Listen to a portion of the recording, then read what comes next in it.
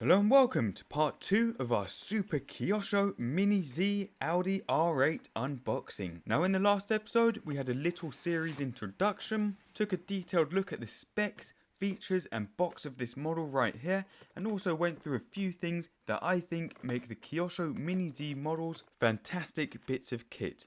And in this episode we will be opening it up and taking a look at the model and box content. So here we go, the 2015 Audi R8 LMS rear-wheel drive MR03 Mini-Z. Now as mentioned in the last episode, this is a ready set and includes everything you need to get racing apart from the batteries. And there it is, look at that, what a cool slammed Audi model. And straight away you can see the detail and scale of this body. Quickly, if you put the model to one side for a second and take a look at what's included in the box.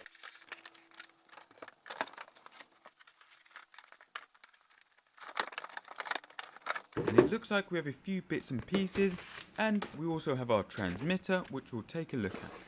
So firstly, we have a little warranty sheet. We have this little data sheet here with what looks like the model specs and a parts list. So you have the main chassis and then you have the different bodies. In our case, the Audi R8 and the different wheels. And this tells you about the wheelbases too. Now, what we also have here is a really useful quick start guide, but I do recommend reading the full instructions first also, because there are some additional features with the Mini-Z, like the practice mode which you can set. But basically, take it out of the box, put the batteries in, pull the body off, which if I remember from previous models wasn't the easiest thing to do, but we'll show you how to do that in a second. Then install the batteries, 4 AAA batteries, put the body back on, turn the transmitter on first and then the car, and then you're ready to blast around with a pretty standard pistol grip transmitter there, which also includes steering dual rate and throttle and steering trim dials. Then finally turn the car off first and then the transmitter. As a rule of thumb, you always want the transmitter to be on whilst the car is on. Otherwise there's no control to the car and it might fly off by itself or get twitchy. But that's it, super easy and probably the easiest instructions and setup to an RC car we've ever seen, which is really nice, especially for beginners. And of course, we also have the full instructions here with a lot more details, in-depth instructions of how to run the car and how to look after it, how to change the pinion gears and what's included, including your parts list and your exploded diagrams. So basically, everything you need to know to maintain the car for years to come. Now, onto the hardware. In here, it looks like we've got a few spare bits and pieces. So firstly, we have this little cover, which note says on it, MR03N. Now you'll see the difference between this and the one on the car in a second. And also, in there you have different pinions, a pinion tool, spare wheel nuts and C-clips. As well, you also get the N upper cover, N lower arm, a tie rod, motor spacers and 2 0.8mm shock spacers, which is fantastic. All of this, as mentioned in the last episodes, gives you that versatility and tunability, which is a massive plus with the Mini-Z models. So this N actually stands for narrow, and the one on the car at the moment we should see when we take a look at it will have a W stamped on it for wide, and this is the track width which you can change. What we also have is this, a little pin for pushing the bind button, and this tool with a hex you can see there for removing the wheel nut. And we also have our racetrack, the included cones, and actually I'm really surprised just how many there are in there, which is nice. Normally you get 3 or 4, but Kyosho have given you enough to set out a decent track, which is great. And finally, in here we have our transmitter. And that's a pretty cool transmitter there. It's definitely not low end and gives you the control and adjustability you need to start off with for any Mini-Z. Also, straight away it feels nice in the hand. The trigger has a good level of resistance to it, giving you good control, and the foam on the wheel feels good quality. And it's tiny, it's mini. Look how narrow it is, and it's barely the size of my hand, which is great.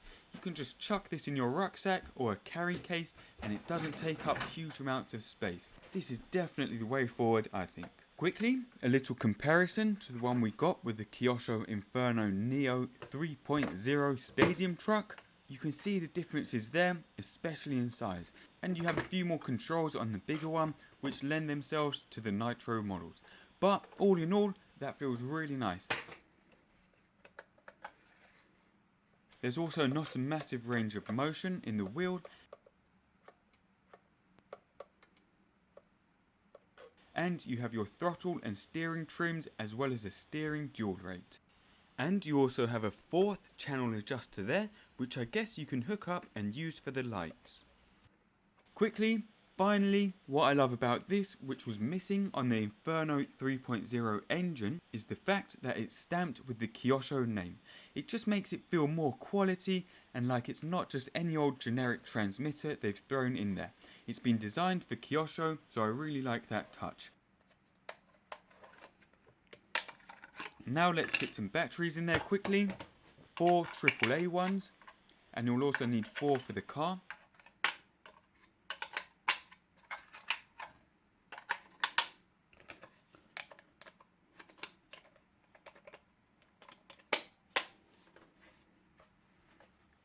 And there you go, easy peasy.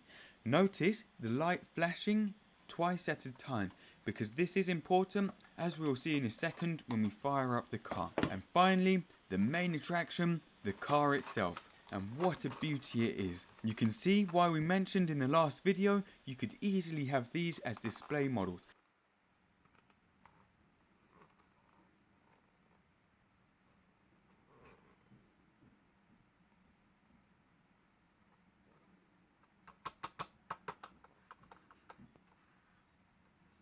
Look at that detail, the lights, the splitters, such a nice looking model.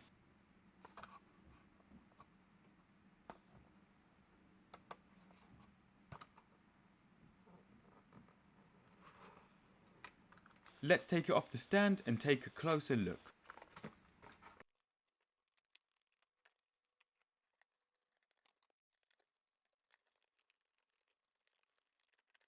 There you go.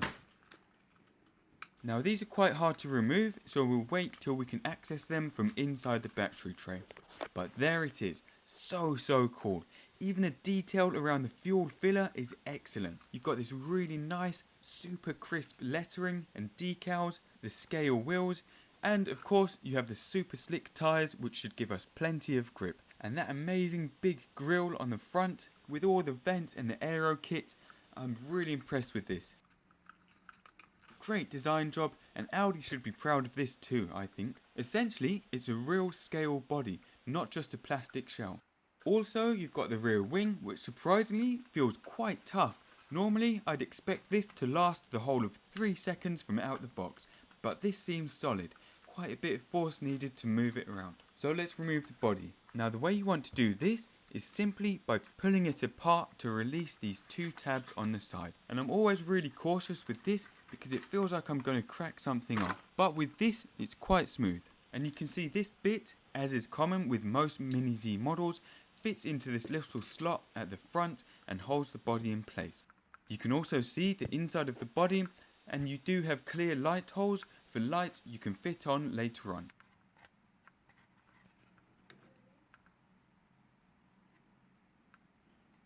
And that's a really nice new shiny windscreen. Do not wipe this with a dirty cloth because it's highly likely that you will leave micro scratches and scratches all over it, which would be a shame. But I really like that body. So that's the body, and that can be changed if you want. But here is the powerhouse, the head of operations, the chassis. Again, a really well designed little package. And there we go. As expected, we can see the MR03W upper plate there for the wide chassis track setup. And you can also see there, it says variable tread system. You've got this little antenna here, and up on top in the middle, we have our rear suspension, which of course you can upgrade or change the spring for, again giving you that level of tuning. What's really interesting, which is different to the one on our Formula 1 Mini-Z, is the front suspension. You've got this lever type system here, so on the actual wheel hubs there's no spring. The springs are located under the ends of these suspension arms, which seems to work quite well, and of course you can also change these springs too. Now, to install the batteries, all you need to do is pull these tabs up, lift off the cover, and remove these two, and the same on the other side, and you can see the battery position in there. And those just clip back on there, like so. Quickly, a few measurements. It's around 140mm long with the body mount, 76mm wide, front and back.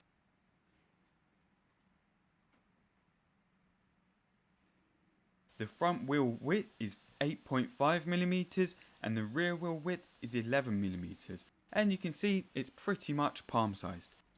But that's it. We will leave this episode here for now and install the batteries and see this model power up for the first time in the next episode and see some of its additional features. But I hope you've enjoyed this little video and been as impressed with the Mini-Z as I have. Please do rate, comment and subscribe for more content. Thank you for watching and see you soon.